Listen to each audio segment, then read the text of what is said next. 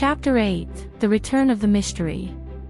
Beto, Anna, and Ollie completed their exciting search for Captain Roque's treasure in Villa Alegría Park, near the ancient tree that marked the epilogue of their journey. Although fond memories filled their hearts, a longing for new challenges and mysteries took hold of them.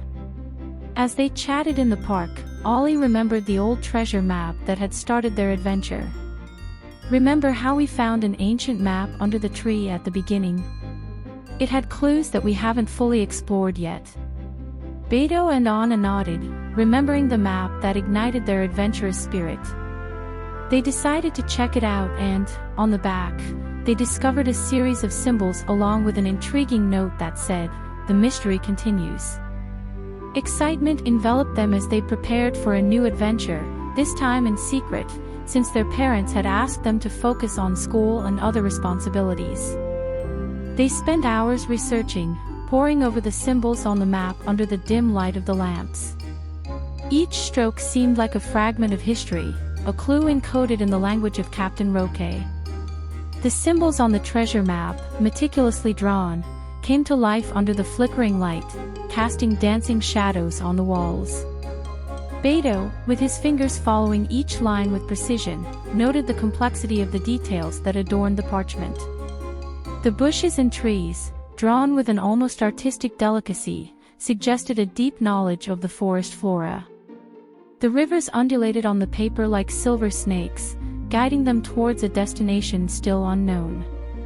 Immersed in the enigma, the three friends exchanged glances full of curiosity.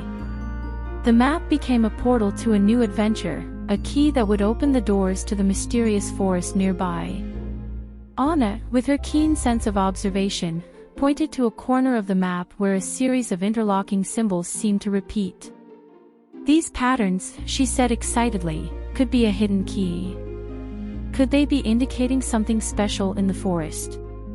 Ollie, always connected to nature, provided his perspective. He suggested that the symbols could represent specific features of the forest, such as notable trees or unique geological formations. The conversation between the three friends became lively, each idea shedding light on the next phase of their search.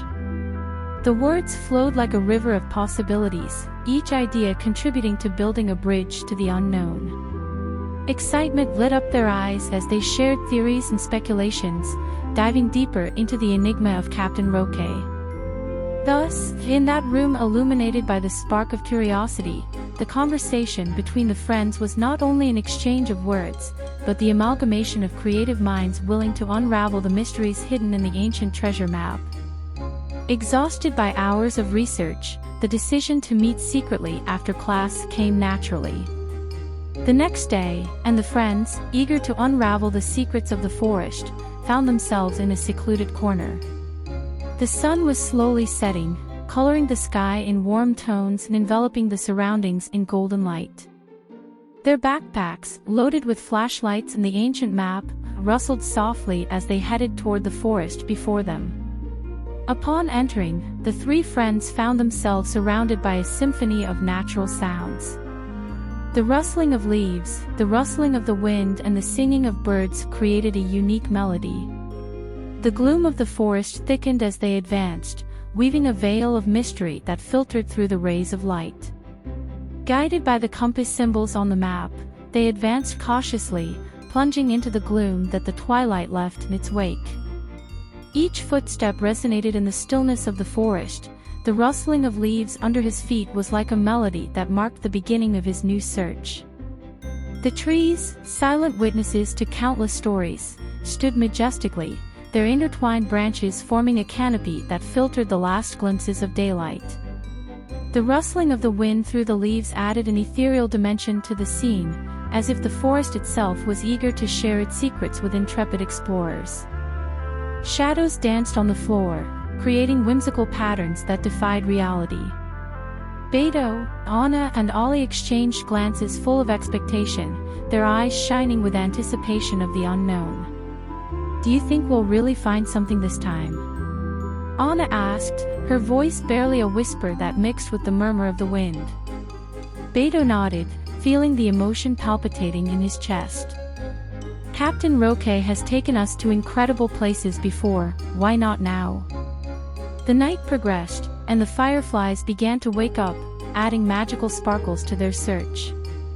The sounds of the forest intensified, the distant hooting of an owl, the rustling of small animals among the branches, the aroma of damp earth and moss permeated the air, and the sound of their footsteps echoed in the density of the environment. The shadows closed around them, creating a tapestry of darkness that highlighted the flickering light of the fireflies, creating a unique symphony that enveloped the friends in the magic of the moment. The intrigue grew with each symbol engraved on trees and rocks, like a secret code destined to be deciphered. The moonlight, filtering through the branches, cast dancing shadows, creating illusions that defied reality. In the midst of this magical setting, the connection between Beto, Anna and Ollie strengthened and united them even more. The whispers of the forest seemed to tell them stories of ancient quests and hidden treasures, adding an almost mystical dimension to their adventure. As they advanced, the friends knew that the forest held secrets revealed only to the brave. With the map in hand and their hearts full of emotion, they entered the mysterious dance of the forest, where each tree and each whisper took them closer to the heart of the enigma. The clues, like whispers on the wind, took them to different parts of the forest. In the first, they discovered an ancient bronze butterfly, whose wings sparkled under the moon. The metallic field promised them something more, uniting their ephemeral treasures. At the second point, a small fountain gushed in a hidden corner. The crystal-clear waters reflected the light of the forest. In the center, a shell polished by time told them of aquatic secrets. At the third point, a rough stone housed a feather with flashes of color. Its touch suggested stories written by distant winds. Each object was a key piece of the puzzle. Enigma 8. First, the clues of the forest. Each object collected was combined to form a unique set: bronze butterfly, polished shell, colored feather. When put together, they revealed a hidden pattern that marked the next step, a clearing in the forest, the heart where all the clues converged. In the center, an ancient stone emerged from the earth, carved inscriptions announcing, "The forest reveals its secrets to those who search with sincere hearts." The clues led them to a clearing in the heart of the forest, where tall, leafy trees formed a protective circle. Ollie pointed forward. "Look at those symbols on the map, they are taking us towards the heart of the forest." Her voice resonated with the confidence of one who understands the language of nature. They walked deeper into the undergrowth, the light from their flashlights creating small sparkles in the foliage. They arrived at the clearing illuminated by the silver light of the moon, a place where the symbols on the map converged. In the center of the clearing, an ancient stone emerged from the earth, carved with inscriptions that seemed to whisper ancient secrets. As they examined the stone, Beto asked, "What do you think it means?" his fingers tracing the worn letters. Anna, with curious eyes, suggested, "Perhaps it is the starting point for Captain Roque's next enigma." They decided to focus on the mystery in front of them. The night, now shrouded in a cloak of mystery, became an accomplice in his search. Enigma 8. The Return of the Mystery. Beto, Anna and Ollie, in front of the carved stone, faced the following enigma. To continue in this exciting search, you must answer a riddle that makes you think. Listen carefully and search your mind, the solution to the enigma must be found. What is it about a heart that does not beat, can run without legs and speak without a mouth? It is part of nature, mysterious and large, a clue in its surroundings, no small feat. The three friends looked at each other and began to think about the answer to the riddle. As they watched the forest, Ollie exclaimed, "A river." Rivers have a current, but they do not have a beating heart. They can run without legs, they speak through the sound of water. With the answer, they repeated, "A river," out loud. The carved stone trembled and revealed an opening at the base. They descended and continued their adventure in search of the mysteries hidden in the forest. End of Chapter 8.